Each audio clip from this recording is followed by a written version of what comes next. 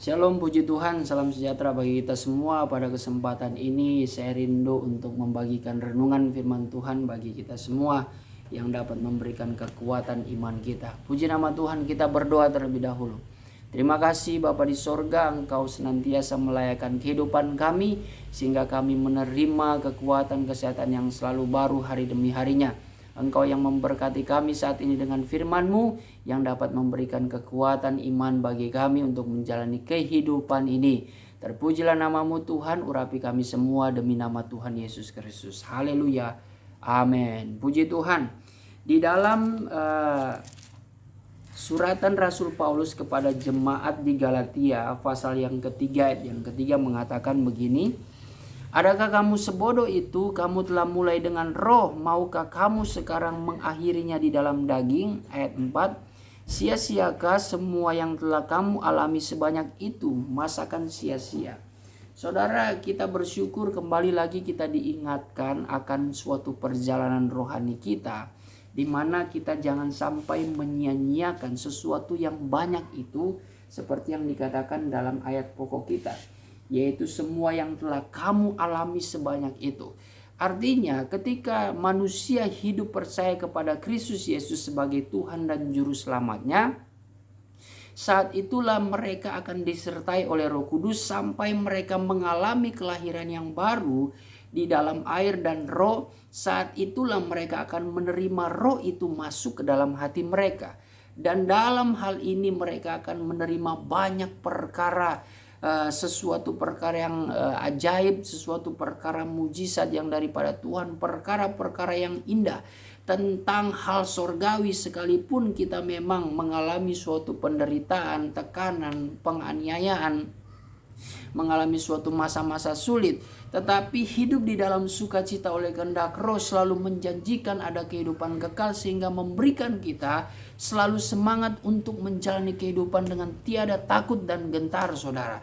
Begitu juga kita yang sebagai orang-orang percaya yang hidup di akhir zaman ini tentunya kita jangan pernah melepaskan firman dan Roh Kudus itu. Berjalanlah bersama Roh Kudus sehingga kita akan tetap senantiasa dijaga, dilindungi oleh Tuhan, bahkan senantiasa mengalami perkara yang begitu banyak, yang begitu indah dan sempurna di dalam Tuhan lewat janji firman-Nya. Sekalipun di masa sulit sekarang ini selalu ada janji Tuhan, selalu ada sukacita yang senantiasa memberikan semangat. Tapi jangan sampai kita mengakhiri segala perjalanan rohani kita itu dengan kehendak daging kita.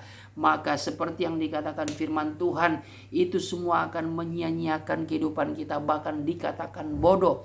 Rasul Paulus juga mengatakan di dalam Efesus 5 ayat yang ke-15 sampai ayat yang ke-17, janganlah kamu bodoh tetapi mengertilah kehendak Tuhan, sebab menghadapi hari-hari yang jahat itu kita harus menghadapi dengan penuh kerendahan hati dan mau dipimpin oleh Roh Kudus, supaya kita senantiasa memiliki hidup yang arif dan bijaksana, bukan menjadikan kehidupan kita orang-orang yang bebal. Orang-orang yang bebal adalah kehidupan yang dipimpin oleh kehendak dagingnya. Karena memang orang-orang yang melakukan kehendak daging itu senantiasa berseteru dengan firman Tuhan. Tidak ada kebenaran di dalam hatinya, saudara. Seperti apa yang dikatakan di dalam Yohanes pasal yang ke-8 ayat yang ke-44, bahwa iblis adalah sosok yang dimana sejak dulu menjadi suatu pembunuh bagi umat manusia, dan tidak ada kebenaran dalam dirinya, dan memang dia tidak bisa melakukan kebenaran itu, saudara.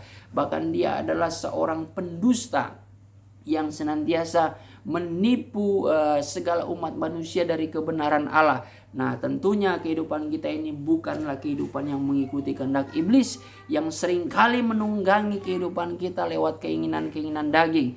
Keinginan daging ini adalah salah satu keinginan dunia yang akan membawa kita kepada kebinasaan. Tetapi kehidupan di dalam kehendak Roh, maka kita akan memperoleh kehidupan. Roma 8 ayat yang pertama dan kedua mengajarkan kita dan memberikan kita pengertian bahwa Rohlah yang memberikan kita untuk menjadi orang-orang yang merdeka. Bahkan dikatakan orang-orang yang lebih daripada pemenang. Raihlah kemenangan di hari ini dan hari esok bersama dengan Tuhan, dengan terus berjalan bersama Roh Tuhan, sehingga kita tidak akan menyia-nyiakan kehidupan kita. Puji nama Tuhan.